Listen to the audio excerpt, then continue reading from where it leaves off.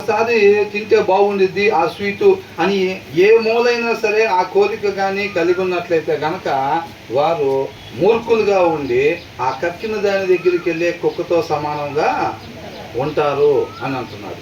అర్థమైతే ఇటు చూడండి దయచేసి, ఒక హాఫ్ అన్ అవర్లో ముగిద్దాము, దయచేసి ఇటు చూడండి. కాబట్టి మనం అలాంటి పని ఎప్పుడు కూడా చేయకూడదు. వాక్యానికి విరోధంగా ఉన్నది ఏ పని కూడా మనం చేయకూడదు. ఒకవేళ అది జరిగినా సరే, అలాంటిది ఎప్పుడైనా జరిగినా ఇక మీద ఎప్పుడు కూడా అది నా ద్వారా జరగకూడదు అని చెప్పి మనం నిజంగా పశ్చాత్తాపడి ఆయన ఆశ్రయించే వారంగా ఉండాలన్నమాట.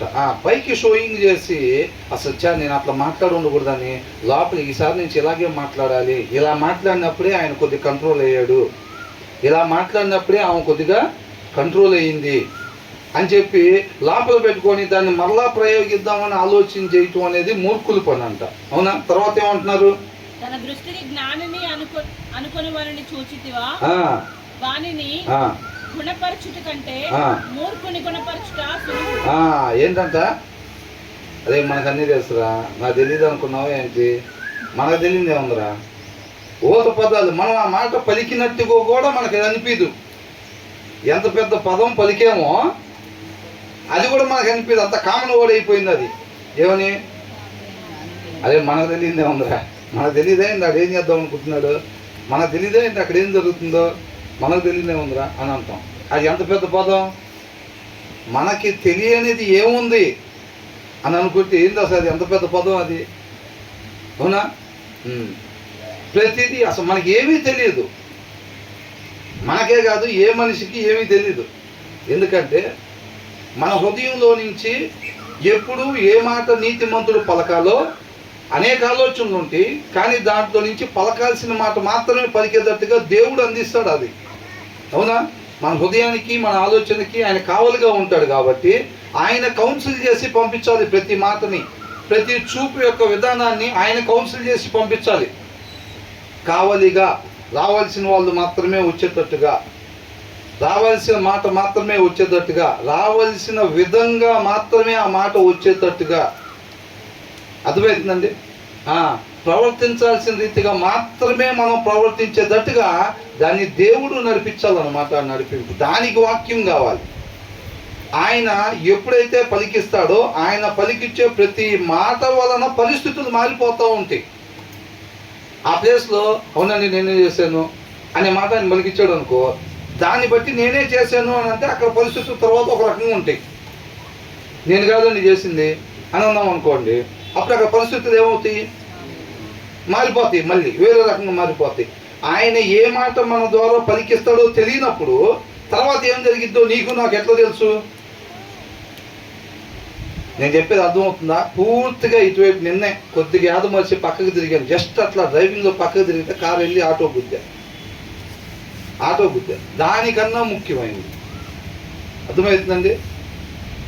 100% డ్రైవింగ్లో కాన్సన్ట్రేషన్ చేయాలంటే దానికన్నా ఎక్కువ కాన్సన్ట్రేషన్ చేయాల్సిన పరిస్థితి అన్నమాట. మనం ఎక్కడైతే కొద్దిగా యాదమర్చి కొద్దిగా అటు పోనిస్తామో మనసును వేరే వైపు, ఆ ప్లేస్లో తప్పిపోయేవారు ఉంటాం. ఎందుకంటే ఆ ప్లేస్లో మనం ఎలా ఉండాలో మనకి తెలియదు కాబట్టి ఏమంటున్నాడు? దేవుడు ఏదైతే మాట మనకు అందిస్తాడో, ఆ టైంలో ఏ మాట మాట్లాడాలో అది అందిస్తాడో, ఆ మాట మనం పలికినప్పుడు అక్కడ పరిస్థితులు మారిపోతాయి. అవునండి నేనే చేశాను అన్నప్పుడు ఒకలాగా ఉండేది పరిస్థితి, నేను కాదండి చేసింది అన్నప్పుడు ఇంకొకలాగా పరిస్థితి మారిపోయింది. ఆయన ఏ మాట పలికిస్తాడో ఆ టైంలో మనకు తెలియదు కాబట్టి తర్వాత పరిస్థితి ఎలా ఉంటుందో మనకు ఎలా తెలిసిద్ది? మరి మనకు తెలియదే ఉందిరా, ఇలా తెలియదులే కదా, మనం మామూలు వాళ్ళం కాదు. ఈ బయట జనాలు చూసేదే మనం అనుకుంటున్నారులే కానీ మనం మామూలు వాళ్ళం కాదు, మనం ఎంత తోలమో మనకే తెలుసు అని అనుకుంటాం. ఎవరికి వాళ్ళకి లోపల ఫీలింగు ఉండిద్ది, కానీ మనకేమీ తెలియదు. ఆయన పలికిచ్చే మాటను బట్టి ప్రతి క్షణం పరిస్థితులు మారిపోతూ ఉంటాయి. ఆయన మన ద్వారా చేపించే ప్రవర్తన బట్టి ప్రతిసారి పరిస్థితులు మారిపోతూ ఉంటాయి. అర్థమవుతుందండి? మనం ప్రవర్తించే ప్రవర్తన బట్టి అక్కడ పరిస్థితులు మారిపోతాయండి. మారుతాయా లేదా? అలా మారినప్పుడు తర్వాత ఆయన ప్రవర్తింపజేసిన దాన్ని బట్టి పరిస్థితులు మారిపోతాయి. ఆ పరిస్థితులు ముందు మనం గెస్ట్ చేస్తామా? ఆయన ఏమి ఇస్తాడో మనకు ముందే తెలుసా? ఏం పలికిస్తాడో తెలుసా? ఏమీ తెలియదు కాబట్టి తర్వాత ఏం జరిగిద్దో మనకి తెలీదు. ఎప్పుడు కూడా ప్రతి క్షణం ఆయన నడిపింపు మీద ఆధారపడాలి. నీతిమంతుడికి ఉండే ధైర్యం ఏంటంటే ఆయన నాకు తోడుగా ఉన్నాడు, నేను వాక్యానుసారంగా ఉంటున్నాను కాబట్టి ఆయన నాకు తోడుగా ఉన్నాడు. కాబట్టి ఆయన ఏ మాట పలికిస్తాడో ఆ మాటను బట్టి అక్కడ ఏర్పడే పరిస్థితుల్లో కూడా ఆయన నన్ను చక్కగా కాపాడేవాడుగా ఉంటాడు, నడిపించేవాడుగా ఉంటాడు. అదే ధైర్యం అన్నమాట. అర్థమవుతుందండి?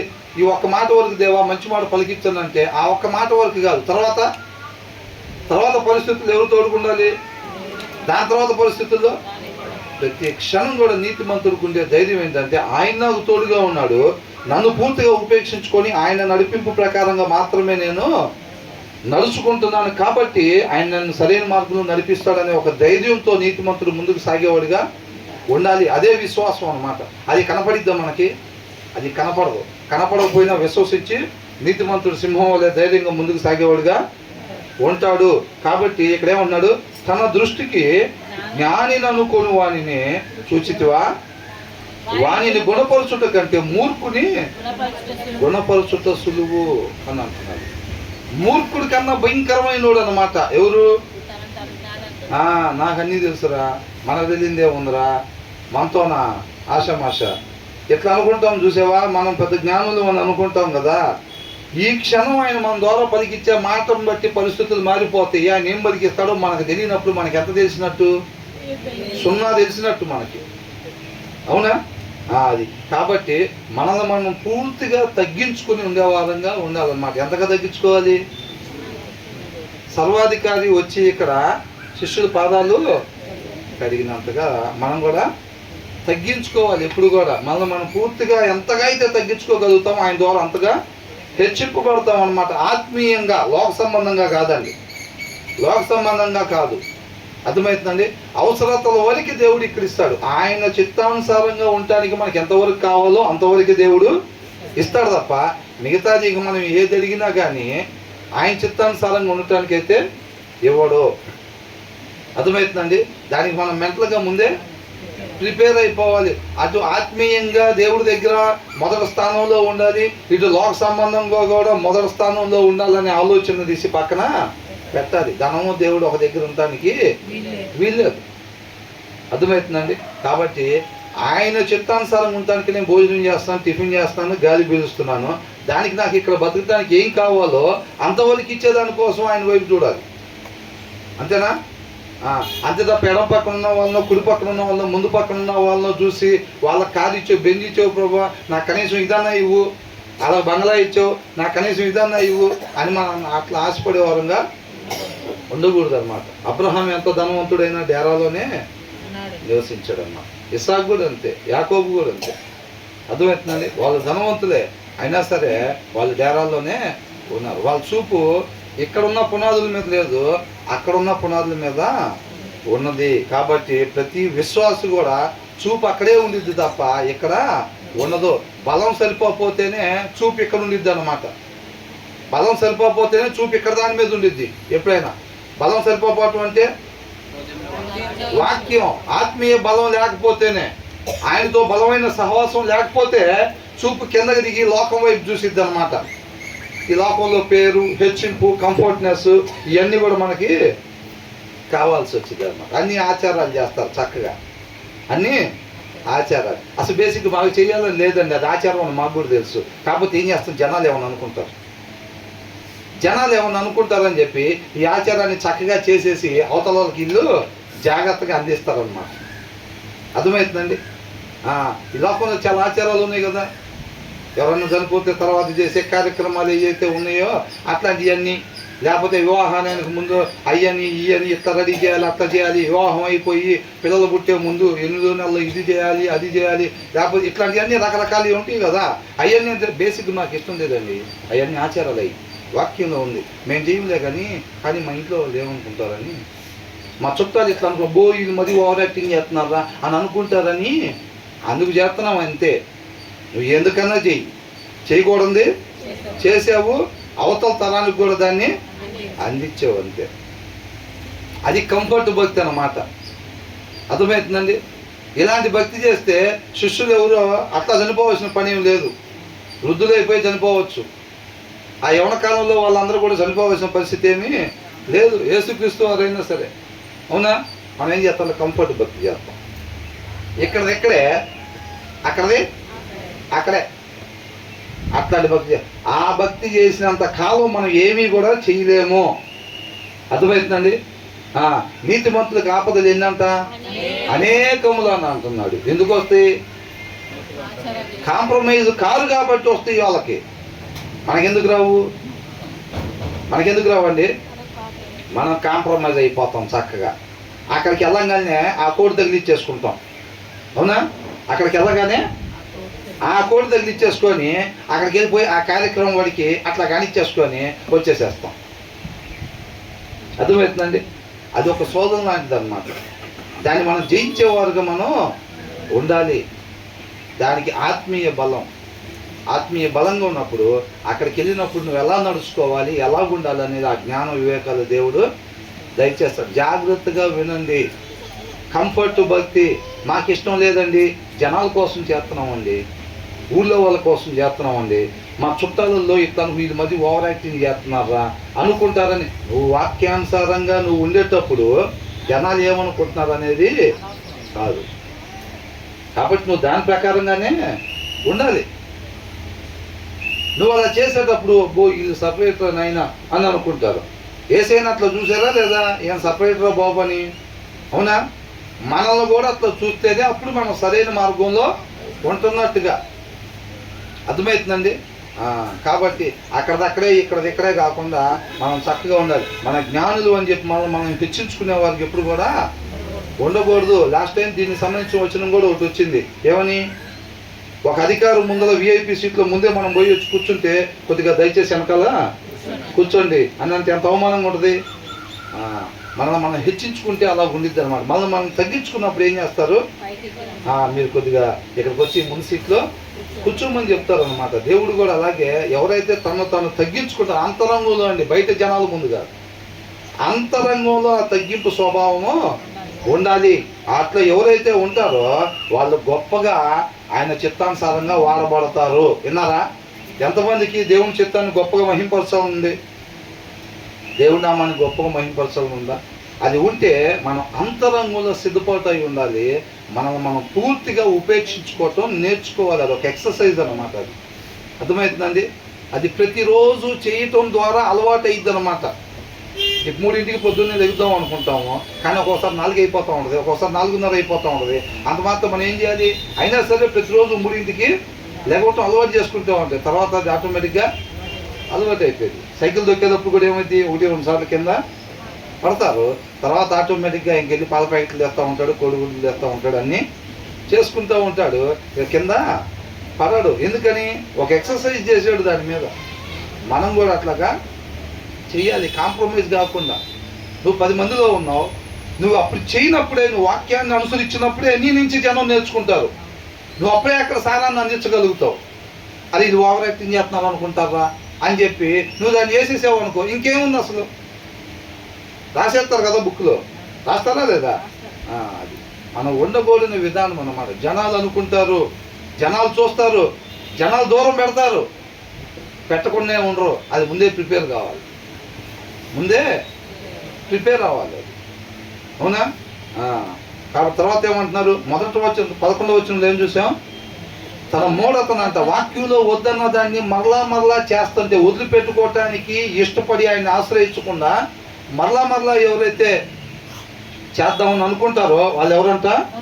మూర్ఖులు. వాక్యం అనే అర్థంలో ఆయన సరి చేసుకోమన్న దాన్ని ఏదైతే ఇక్కడ కూర్చొని చూస్తాడు.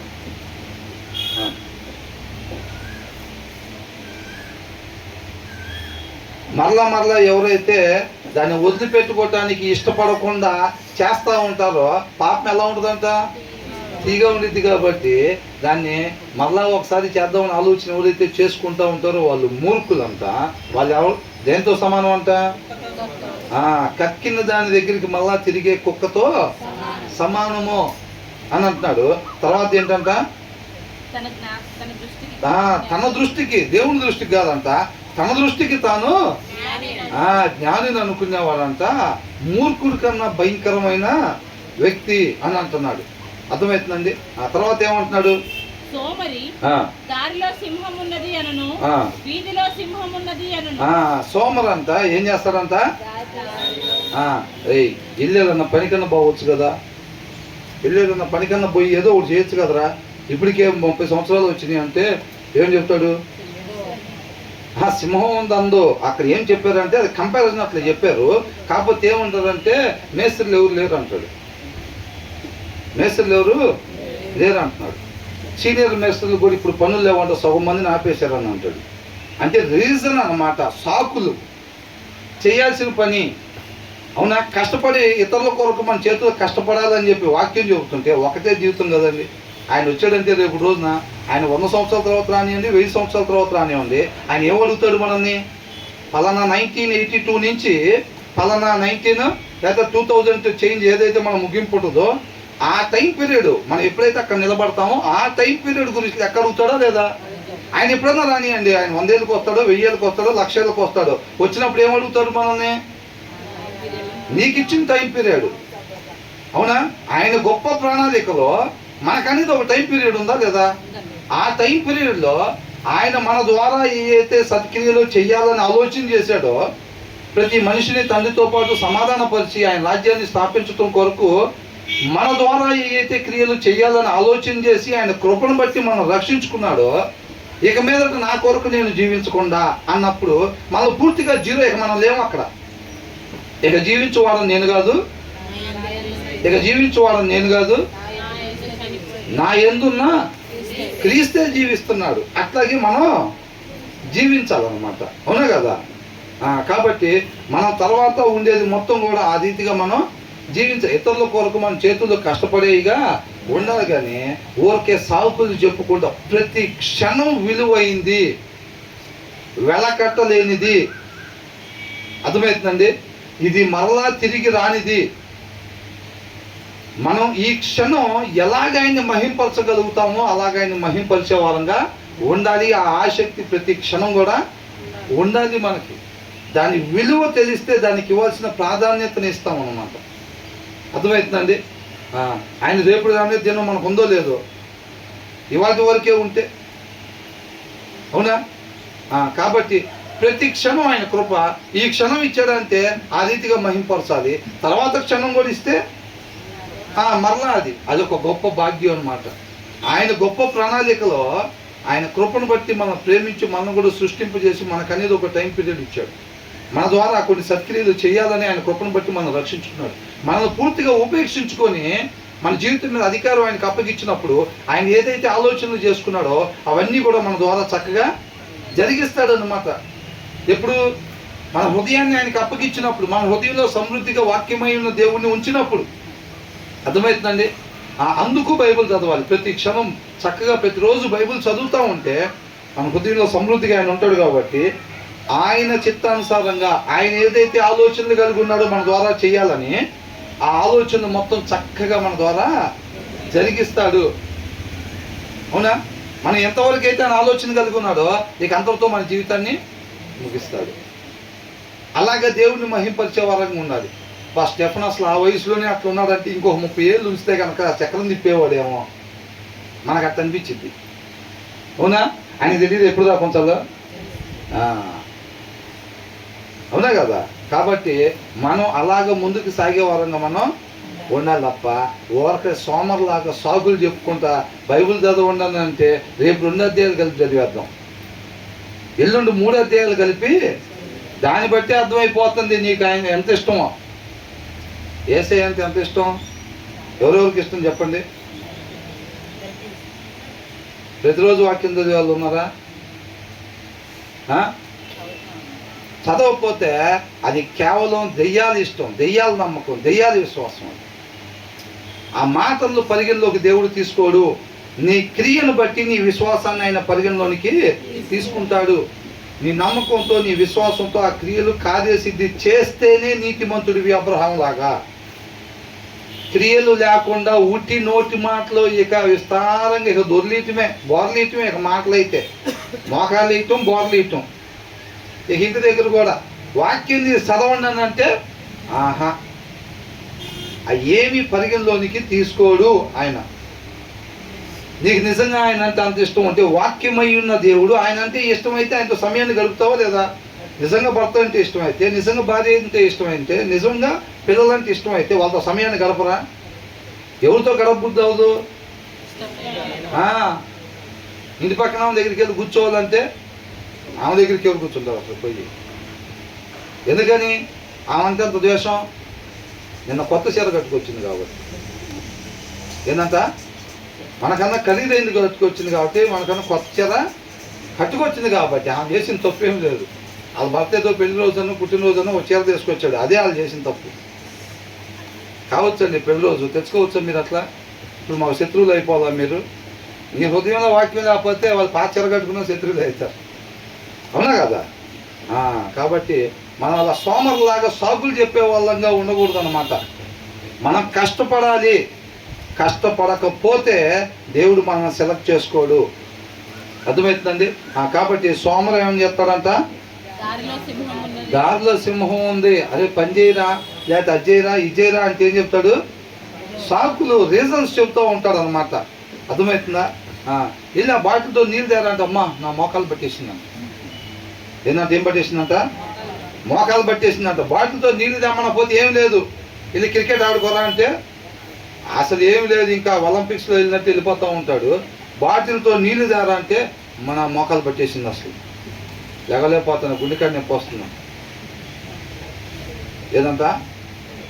గుండె దగ్గర నొప్పి వస్తున్నాను అంటున్నాడు. అట్లాంటి పరిస్థితులు అన్నమాట. తర్వాత ఏంటంట? ఉదకం మీద కలుపు తిరుగును, తన పడక మీద సోమరి తిరుగును. అబ్బా చూసారా? ఏంటంట?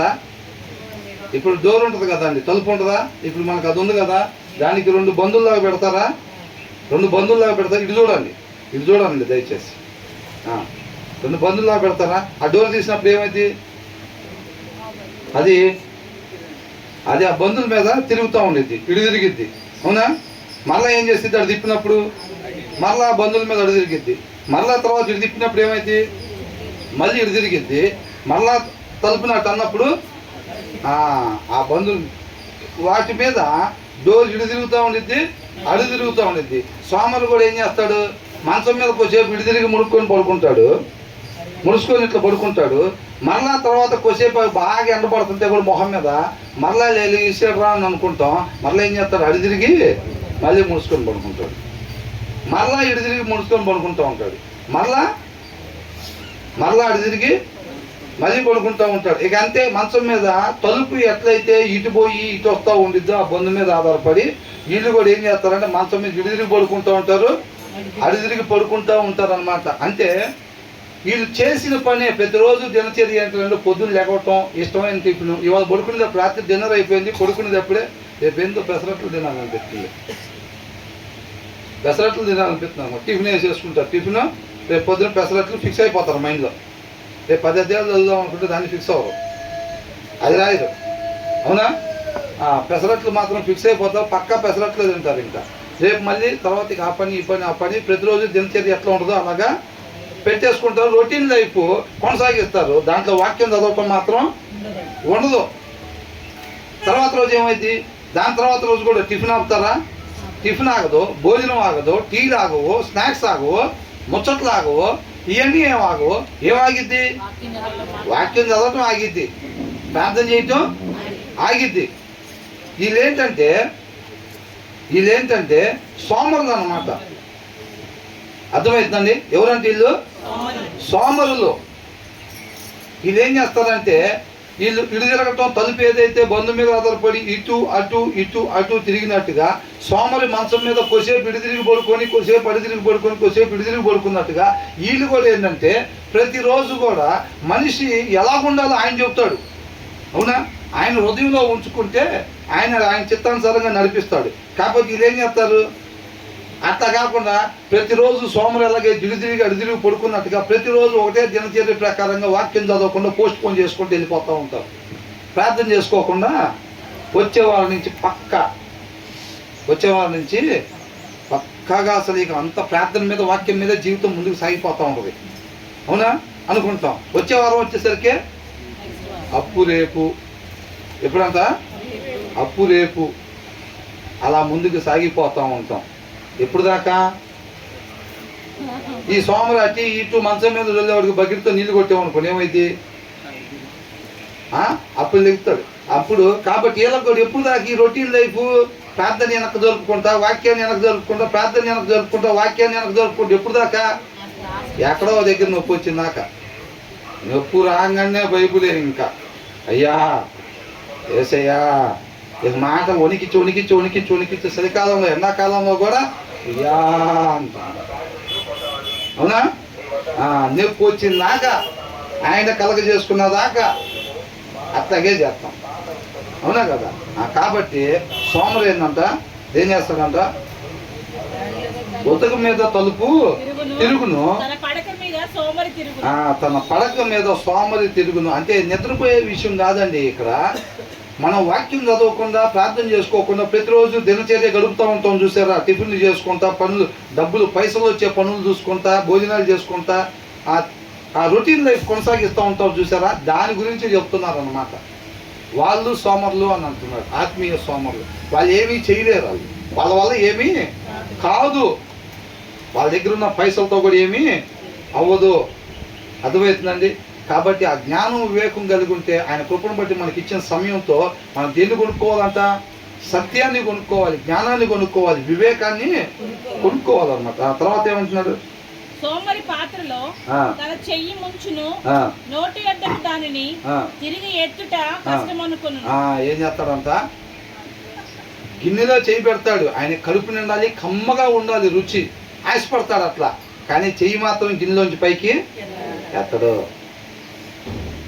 ఎవరు కాదు ఏమనుకుంటారంటే, ఫలానా రెవరెంట్ ఫలానా జాయిసి క్రిస్టినా గారు స్టేజ్ మీదకి అనేటట్టుగా ఉండాలి ఆత్మీయంగా అని ఎవరు కాళ్ళు ఆశపడతాం. అవునా? కానీ ఒక అరగంట మోకాలు వేసి ప్రార్థన చేయండి అంటే కుదరదు.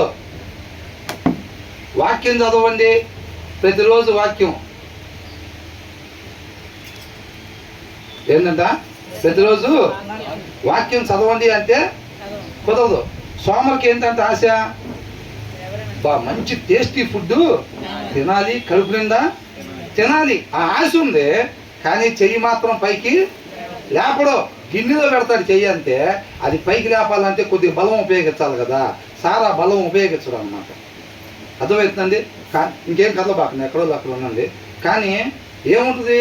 ఆశ మాత్రం ఉండిద్ది, రుచికరమైన ఫుడ్ తినాలి, కడుపు నిండా తినాలని ఆశ ఉండిద్ది. మనకు కూడా ఏమనుకుంటాం? ప్రార్థన అంటే ఫలానా బ్రదర్ ఇప్పుడు వచ్చి మన ముందు స్టేజీ మీద నిలబడి ప్రార్థన చేస్తారని మనం పిలవాలి అంటారు. పాటలో అనగానే ఫలానా బ్రదర్ ఇప్పుడు ఎట్లాగా అని చెప్పి, మన సింగర్, మన మధ్యలో ఉన్న సింగర్ అని చెప్పి మనల్ని పిలవాలని చెప్పి ఆశపడుతూ ఉంటారు. కానీ దాని మీద టైం ఇన్వెస్ట్ చేసేది ఉండదు. ఫలానా ఆయన వచ్చి వాక్యం చెబుతాడు, ఫలానా ఆయన వచ్చి ఇట్లాగా విబిఎస్ నడిపిస్తాడు, ఇట్లాగా అన్నీ మనం ఆశపడతాం. ఆత్మీయంగా అలాగ ఉండాలి. సమయాలు ఊర్లోకి వస్తుంటే ఎట్లా ఉంటుందో, నేను వస్తుంటే అట్లా ఉండాలని ఆశపడతాంలే. కానీ సమయాలు ఎంత సమయం ఆయన పాదాల చెంత గడిపేవాడు? ఆయన సంవత్సరానికి ఒకసారి ఏదన్నా పనికి పిలిస్తే అప్పుడు బయలుదేరుతాం, మిగతా టైం అంతా ఆయన పాదాల చెంత ఉంటాం. అర్థమవుతుందండి? గొలియాతు నిలబడినప్పుడు ప్రభువా యుద్ధానికి వెళ్తానంటే దేవుడు తోడుకుండేవాడు కాదు, జయం ముందే జరిగిపోయింది. అర్థమవుతుందండి? వెళ్ళేటప్పుడే ఆయన పేరిట వెళ్తున్నానంటేనే జయాన్ని పొందుకుంటున్నట్టే. ఇంకా ఆ బలం ముందే సంపాదించుకునే వస్తారు. ఆయనతో ఆ సహవాసము, ఆ తోడు, అదంతా ముందే సంపాదించుకొని అప్పుడు వస్తారన్నమాట. వాళ్ళు అక్కడికి వచ్చి పరిస్థితి గొలియాతు కనపడంగా, అయ్యా ఏసయ్యా చూసావుగా పరిస్థితి, నా వల్ల అయితే అవ్వదు, ఇక నువ్వు దిగు బరిలో కంటే దిగడు ఆయన. అప్పుడు దాకా ఆయన మర్చిపోయి, ఆయన ఒక ఆయన ఉన్నాడన్న విషయం కూడా మర్చిపోయి ఎదురు గొలియాతు ఇక మన వల్ల కాని పరిస్థితి కనపడంగానే అప్పుడు ఏసయ్యా అని అంటే ఆయన రాడు. అర్థమవుతుందండి? కాబట్టి ఏంటంట, పాత్రలో చెయ్యి పెడతాడులే కానీ దాన్ని అంతా పైకి లేపడు, కష్టపడ్డు. రేపు మేఘాలు రాగానే ఫస్ట్ లైన్లో మనం ఎత్తుకోవాలి, మన కుటుంబాన్ని ఎత్తాలి. వచ్చి పలానా ఇంటి పేరు వాళ్ళు వచ్చి మేఘం మీద ఎక్కండి, తండ్రి దగ్గరికి వెళ్ళాలి మనం అంటే ఫస్ట్ లిస్ట్లో ఫస్ట్ లైన్లో మన పేర్లు ఉండాలని ఆశపడతాం. వాక్యం మాత్రం తీయము. వాళ్ళ గురించి చెబుతున్నారు ఇక్కడ, తిండి గురించి కాదు. సోమరు అంటున్నాడు, నిద్ర అంటున్నారు, తిండి అంటున్నారు. మనం బాగా తినాలి, హుషారుగా తినాలి. అట్లయితే తినేటప్పుడు హుషారుగా చెయ్యెత్తి దింపుతా ఇట్లాగా తినాలి. సోమరులాగా ఉండకూడదు అన్నారు కాబట్టి గిన్నెలో చేయి పెట్టి అట్లా కాకుండా 3 గిన్నెలు గబగబా తినేటట్టు అట్లా కాదండి తీసుకోవాల్సింది. అవునా? కాబట్టి ఏం చేయాలంట? వాక్యాన్ని చదవాలి. ఊరికనే ఆశపడటం కాదు. ఆయన నామాన్ని అబ్రహాం లాగా, దావీదులాగా, మోషేలాగా మహింపరచాలని ఊరకనే ఆశపడి కష్టపడకుండా దానికి కావాల్సిన కష్టం లేదనుకోండి, ఏమైంది? సోమరి ఆశ అది అసలు నెరవేరదు. ఫస్ట్ లైన్లో కాదు కదా, లాస్ట్ లైన్లో కూడా ఉండదు ప్లేస్ అక్కడ. ఆశపడి ఆగిపోతే దాని తాలూకా కష్టపడాలి. అర్థమవుతుందండి? ఆయన ఇచ్చిన సమయాన్ని పైసల కోసం కాదు ఇన్వెస్ట్ చేయాల్సింది. దేనికోసం అంట? సత్యాన్ని, జ్ఞానాన్ని, వివేకాన్ని కొనుక్కోవటానికి పెట్టుబడిగా పెట్టాలి. 1 గంట సేపు మోకాలు నొప్పులు పుట్టినా సరే వాక్యం కూర్చొని చదవాలి, మోకాలు వేసి ప్రార్థన చెయ్యాలి. వాళ్ళ జీవితాల్లో జరుగుతాయి కార్యాలు. వాళ్ళు ఉపయోగపడతారు దేవుడికి, వాళ్ళని వాడుకుంటాడు దేవుడు. అంతరంగంలో నీటి వాగుల కొరకు దుప్పు ఎలాగైతే ఆశపడిద్దో, ఆయన చిత్తాన్ని నెరవేర్చడానికి ఎవరైతే ఆశపడుతున్నారో వాళ్ళని సెలెక్ట్ చేసుకుంటాడు, ఆయనను తృప్తిపరుస్తాడు. పైకి షోయింగ్ వలన కాదు. అవునండి? కాబట్టి అంతరంగంలో జనాల ముందు షోయింగ్ పైకి చేయొచ్చులే కానీ నిజంగా సెలెక్ట్ చేసుకుని ఆయన అంతరంగాన్ని చూస్తాడు. మనం సెలెక్ట్ చేసేది ఆయన అంతరంగాన్ని చూస్తాడు అన్నప్పుడు మన పైన షోయింగ్ చేసుకుంటే ఎట్లా? కింద వచ్చిన వాళ్ళు కూడా ఉంది. అర్థమవుతుందండి? మట్టి పాత్రకంతా సిల్వర్ కోటింగ్ ఇస్తే అదేమైంది? సిల్వర్ పాత్ర అయిపోయిద్దా? అవ్వదు. చాలామంది అదే పైన కార్యక్రమం. క్రైస్తవులు ఎంతమంది ఉండి లోకంలో ఎందుకు ఇంత దారుణాలు, ఇంత ఆత్మీయ చీకటి ఉందంటే దానివల్లే. అన్ని సిల్వర్ కోటింగ్లే. సిల్వర్ పాత్రలు చాలా తక్కువ. కాదు, అన్ని పాత్రలు చూస్తే నిండిపోయి ఉంటాయి, చర్చిలు నిండిపోయి ఉంటాయి, కానీ లోపలంతా మట్టి. అర్థమవుతుందండి? తర్వాత చూడండి, తర్వాత ఏంటంట? హేతువులు చూపగల 7 కంటే సోమరి తన దృష్టికి తానే జ్ఞానని అనుకును. వివేకముతో సలహాలు ఇచ్చేవాళ్ళు ఎవరైతే 6 7 8 మంది అయినా 10 మంది అయినా ఎంతమంది ఉన్నా సరే వాళ్ళందరికన్నా కానీ ఈయనేమనుకుంటాడంట? నేనే జ్ఞానిని. వాళ్ళు ఎంతమంది ఉంటే ఏముందరా, మనం ఒక్కలు ఉండాలనుకుంటారు. మిగతా వాళ్ళు కూడా ఏమనుకుంటారు? అరే ఆ ఫెలోషిప్లో ఎంతమంది ఉంటే ఏముందిరా, మన బయట మన తెలివితేటల కింద బలాదురే వాళ్ళు అందరూ అనుకుంటారు. అవునా? అట్లా అనుకునే వాళ్ళు ఎవరంట? 12వ వచనంలో ఏమనుంది? తన దృష్టికి జ్ఞానిని అనుకుని వానిని చూచితివా? మూర్ఖుని గుణపరచటం మీద అంత సులువు అంట. అంటే మూర్ఖుడి కన్నా భయంకరమైనోడు అని తన దృష్టికి తన జ్ఞాని అని ఎవరైతే అనుకుంటారో, ఈ సోమరు ఏమనుకుంటాడంట? హేతువులు చూపగల 7 కంటే సోమరి తన దృష్టికి తానే జ్ఞానిని అనుకుంటాడంట. చూసారండి? మనకు తెలియదే ఉంది అసలు. ఇది సగమే చూశారు మనం, బయట వాళ్ళు ఇంకా లోపల ఇంకొక సగం ఉంది. మామూలు వాళ్ళం కాదు మనం. అర్థమవుతుందా? అట్లా కనుక్కుంటాం ఎవరి కాళ్ళు. అట్లా కనుక్కునే వాళ్ళంతా ఎవరంట? మూర్ఖుల కన్నా భయంకరమైన వ్యక్తులు. మనకు తెలియదే ఉంది, మన జ్ఞానులు, మనకు అన్నీ తెలుసు అని అనుకుంటేనంత మూర్ఖుల కన్నా భయంకరమైన వాళ్ళం అన్నమాట మనం. అర్థమవుతుందండి? తర్వాత ఏమంటున్నారు? 11వ వచనంలో ఏం చూస్తాం మనం? వాక్యంలో వద్దన్న దాన్ని మరలా చేయటం, అది వాక్యంలో వద్దని ఉంది. మనిషి ఉండాల్సిన విధానం కాదు, మాట్లాడాల్సిన మాట కాదు అని తెలిసినా దాన్ని విడిచిపెట్టుకోవటానికి ఇష్టపడకుండా మరలా ఎవరైతే చేస్తారో వాళ్ళు మూర్ఖులు. కక్కిన దానికి వెళ్ళి కుక్క ఎలాగైతే వెళ్ళిద్దో ఆ కుక్కతో సమానము అని అంటున్నాడు. 12వ వచనంలో ఏముందంట? నేను జ్ఞానిని ఎవరైతే అనుకుంటారో వాళ్ళ మూర్ఖుల కన్నా భయంకరమైన వ్యక్తులు అనమాట. అవునా? 13వ వచనంలో ఏమంటున్నారు? సోమరి సాకులు చెప్తూ ఉంటాడు అనమాట. కష్టపడడు, బైబిల్ తీసి చదవడు, మోకాలు వేసి ప్రార్థన చేయడు, 1 గంట సేపు కూర్చొని వాక్యం వినడు. అర్థమవుతుందండి? ఇక్కడ రాగానే పాట ఇచ్చేయాలి, ఆ మైకు తీసుకొని జనాలను చావగొడతారు. ఇంకా ఇంటికాడ ఏమి ఉండదు. అది చక్కగా ఎలాగ పాడాలి, ఎలాగ ఉండాలి, ఎలా చేయాలనేది మనం చూసుకోవాలిగా. దాని ప్రకారంగా చూసుకొని దానికి కష్టపడాలి. అక్కడ కష్టపడాలి. ఆరాధన నడిపిస్తారు. నాకు లేదు, వాళ్ళకి ఇచ్చారు, నాకు ఇవ్వచ్చుగా, నేనేం తక్కువ, నాకు రాదా మైకు పట్టుకోవటం వస్తే కాదు. అర్థమైందండి? అందరూ ఆత్మలు పురికొల్పబడాలి. ఆ ఆత్మల్ని దేవునితో కనెక్ట్ చేయగలగాలి. దానికి నువ్వు టైం ఇన్వెస్ట్ చేయాలి. ఇంటి దగ్గర నువ్వు ప్రార్థనా పూర్వకంగా రావాలి, సిద్ధపాటు అయి ఉండాలి. అవునా? అయ్యేం లేదు. ఏం చేయాలంట? ఇక్కడికి రాగానే మైకు ఇచ్చేయాలండి. ఏం చేస్తావు? ఇస్తే ఏం చేస్తావు? మనకి ఇయర్స్గా వాక్యం చూడటానికి ఇస్తారు, కరెక్టే. మరి దాని వెనకాల ఏంది? ఇక్కడ కనపడేది ఆ 45 minutes 1 hour పిక్చరే. అసలు పిక్చర్ వెనకాల ఉండదు. అసలు పిక్చరు ముందే ఉండిద్ది. ముందు కొద్దిగా ఎక్కువ అవర్స్ పిక్చర్ ఉండిద్ది. అదంతా అయిన తర్వాతే ఇక్కడ ఉండేది 1 hour. అవునా? వాళ్ళు ప్రతిరోజు నెట్ ప్రాక్టీస్ చేసి చేసి చేసి చేసి చేసి ప్రాక్టీస్ చేసుకుని వస్తే 1 day వాళ్ళు 2 hours 4 hours నిలబడుతూ ఉంటారు వాళ్ళు. అవునా కదా? కాబట్టి ఆ కష్టం ఉండాలి. సోమరులాగా ఉండకూడదు అన్నమాట. ఉండటానికి ఏమో ఆత్మీయంగా నేను ఈ రకంగా ఉండాలి, నా జీవితంలో ఇతర కార్యాలు జరగాలి, అత్త కార్యాలు జరగాలి, నేను చేసి ప్రార్థన చేస్తే ఉంటోళ్ళు లేచి పరిగెడతా ఉండాలి అని అనుకొని ఆ వారం దేవునితో సహవాసం లేకపోతే లేనట్టే. కాబట్టి తర్వాత ఏమంటున్నారు? 14లో కూడా సోమరులాగా ఉండకూడదు అంట. రొటీన్ లైఫ్, దేవునితో సహవాసం విడిచిపెట్టి రొటీన్ లైఫ్ ఉండకూడదు. కష్టపడే వాళ్ళగా మనం ఉండాలి. తర్వాత 16 వచనంలో ఏమనుంది? కాబట్టి వివేకంగా ఉండే వాళ్ళందరికన్నా నేనే జ్ఞాని అని ఎప్పుడు కూడా మనం అనుకోకూడదు. నిజంగా జ్ఞానవంతుడు ఏం చేస్తాడంటే ఎవరైనా చెప్పినప్పుడు ఆ జ్ఞానానికి ఇంకా యాడ్ చేసుకుంటా, ముందు జ్ఞానాన్ని పెంచుకుంటా వెళ్తూ ఉంటాడు తప్ప ఇవాళ దావీదు గురించి ధ్యానించుకుందాం. దావీదు గురించి మొత్తం తెలుసు. ఇవాళ నిర్గమాకాండం మోషే గురించి అయితే మొత్తం తెలుసు మాకు. అవునా? అది కాదండి, అట్లా కాదు. అవునా? కాబట్టి తర్వాత వచ్చిన ఏం చేద్దాం?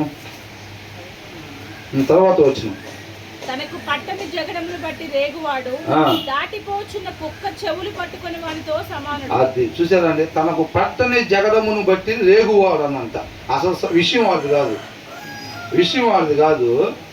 వీళ్ళేదో టీ స్టాల్గా టీ తాగుదామని పోతారు. వాళ్ళు ఎవరో ఇద్దరు కలిసి ఏదో చిన్న వాదన నెట్టుకోగలనే వాడేవాడు వీడు చెప్పు దొక్కాడని వీడు పోయి మెయిన్ సీన్లోకి వచ్చి ఏవానికి ఇన్ని పెడతారు. వాడికి వీడికి వైరం ఏమి ఉండదు. చెప్పండి రా, ఏంది ఇప్పుడు మీ ప్రాబ్లం? వాడికి నీకేందంటే ఏమీ లేదండి, వాడు ఎవడో నాకు తెలియదు, అసలు వాడు ఎందుకు కొట్టాడో తెలియదండి అని అంటాడు. వామ్మో వీడు అట్లయితే మౌలోడు కాదురా, ఈయన దాటిపోయే కుక్కది చెవులు పట్టుకొని లాగేవాడు వీడు అట్లయితే అని వాడు బెండు తీస్తారా లేదా? మా దారిని మేము అక్కడ పోయేవాడిని, వాడు ఎవడో తెలియదండి మమ్మల్ని కొట్టాడని అంటాడు. అవునా కదా? వాడు ఏం చేస్తాడంట? తనకు పట్టని జగడమును బట్టి రేగువాడంట. అసలు ఏదన్నా ముందుందంటే అది కలిసితే ఏముంది అని చెవులు పట్టుకున్నాడేమో, జాగ్రత్తగా అనుకోవచ్చు. ఆల్రెడీ వీడికి ఏం ఆపద చేయకుండా కుక్క దాటిపోయిందంట. దాటిపోయిన కుక్కనంట చెవులు పట్టుకున్నాడంట. ఏం చేశాడు? ఆ కుక్క ఆల్రెడీ నేమ్ హాని చేయకుండా దాటిపోయి వెళ్ళిపోయింది. ఆ వెళ్ళిపోయింది అన్నాక వెనక్కి తిరిగి చెవులు పట్టుకుని లాగితే ఏం చేసిద్ది అది మా ఇంటి వాళ్ళని కలిసినట్టుగా కలిసిద్దా లేదా? నష్టం జరిగిద్దా, లాభం జరిగిద్దా? నష్టం జరిగిద్ది, భయంకరమైన నష్టం జరిగిద్ది. తగనకి పట్టని విషయాల్లో జరబడిపోతూ ఉంటారు కొంతమంది. అవునా? వీళ్ళనేమడతారు, ఎవరి దారిని అది కూర్చుంటే ఆ బ్రదర్ ఎందుకు రాలేదు అనుకున్నారు. అది ఇద్దరికి గొడవైంది ఇంటికాడ. వీళ్ళని అడిగారు ఎవరన్నా? వీళ్ళని ఎవరు అడగరు, వీళ్ళు పోయి ముందే చెప్తారు. ఆ పక్కన వాళ్ళకి అర్థమైపోయింది ఏమని. అంతకుముందు సామెతల్లో చూసాంగా, అట్టేది వీడిని నమ్మకూడదురా, వీడు నమ్మకద్రోహి, వీడికి ఏదైనా విషయం తెలిస్తే వీడు అందరూ చెప్తాడు అన్నమాట. అవునా? నువ్వు ఎవరి గురించి చెప్పావో వాళ్ళ గురించి పరిగణలో తీసుకోరు, నీ గురించి పరిగణలోనికి తీసుకుంటారు. వీడు నమ్మకమైనోడు కాదు అని తీసుకుంటారు అన్నమాట. అర్థమవుతుందండి? కాబట్టి అవతలోకి నువ్వు నమ్మక ద్రోహం చేయబాక అని చెప్పి రాస్తుంది అక్కడ. అది కాబట్టి మనకు ఒక విషయం తెలిసినప్పుడు మనం ఏం చేయాలి? మన కుటుంబంలో జరిగింది అనుకోండి, అది ఏం చేస్తాం? ప్రార్థన చేస్తాం. శుభ్రంగా మనం ప్రార్థన చేస్తాం. కానీ గబగబా డ్రెస్ చేసుకొని స్నానం చెప్పిన ఊర్లో మొత్తానికి చెప్పేసి వస్తామా?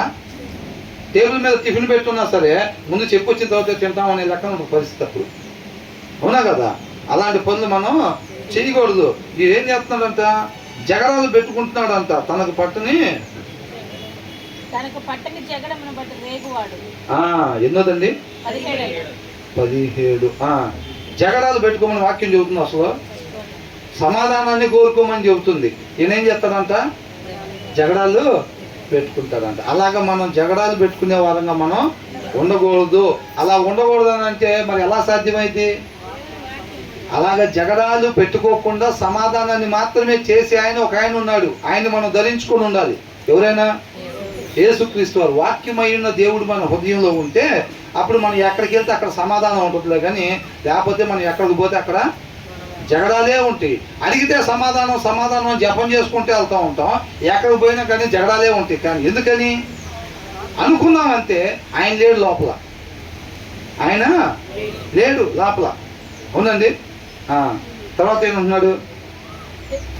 తెగులు, అమ్ములు, కొరవలు, విసరు వెర్రివాడు తన పొరుగు అంటే మన మరణానికి గురి చేసే ఫ్లేమింగ్ యారోస్ అని ఉంది. అంటే బాణాలు వేస్తారు చూసారండి. అగ్ని బాణాలు వేయటం వల్ల మనల్ని ఏం చేస్తారు? మనం చనిపోయే వారంగా ఉంటామన్నమాట. అలాంటివి వేసే వాళ్ళు ఉంటారు చూసారా, వాళ్ళతో సమానం అన్నమాట. అర్థమవుతుందండి? అలాంటివి వేసే వాళ్ళతో సమానము. ఇలా ఎవరైతే జగడాలు పెట్టుకుంటారో, గొడవలు పెట్టుకుంటూ ఉంటారు, తగాదాలు పెట్టుకుంటారు, వాళ్ళ మాటల ద్వారా ఎక్కడికక్కడ గొడవలు పెడతారు, వాక్యానికి విరుద్ధమైన పనులు చేస్తుంటారు. హృదయంలో వాక్యం లేకపోతే ఏం చేస్తారు? వాళ్ళు నోరు తెరిచారంటే నాశనమే. ఎక్కడైనా ఏమైంది? సమాధానం కుటుంబాలు కట్టబడటం ఎంత ఉంటుందా? వాళ్ళు ఎక్కడికి వెళ్తే అక్కడ తగలబడటమే మొత్తం. అవునా కదా? వాళ్ళ ప్రవర్తన ఎక్కడ చూసినా కానీ నాశనాన్ని తీసుకురావటం. వాళ్ళ మాట అయినా, చూపైనా, ప్రవర్తన అయినా మొత్తం కూడా నాశనాన్ని తీసుకొచ్చేదిగా ఉండిద్ది అనమాట. అలా ఉండకూడదు మనం. తర్వాత ఏమంటున్నారు? 19వ వచనం. ఏం చేశాడంట? మోసపుచ్చాడంట. మోసపుచ్చి ఏం చెబుతాడు?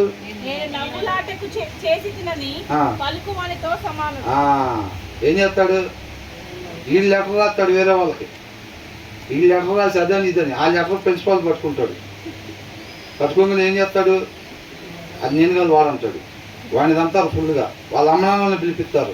పిలిపించి కౌన్సిలింగ్ ఇస్తారు. మొత్తం మాట్లాడిన తర్వాత ఏంద్రా నువ్వు చేసిన పని అసలు అని అంటే, అదే నేను జోక్గా చేశాను అసలు అంటాడు. ఏమంటాడు? వాడికి కావాలనే చేసేది. వాడికి కావాలనే చేసి ఏం చేస్తాడు? వాడి మీద వీడి మీద చెప్పి వాడిని ఇరికిచ్చేసి కొంతమందిని చూస్తే అంతే. కొంతమందిని ఇరికిచ్చేస్తూ ఉంటారు కేసుల్లో. అవునా? వీడు చేసి వాడి మీద దోసేస్తారు మొత్తం. ఏం చేశాడు అక్కడ?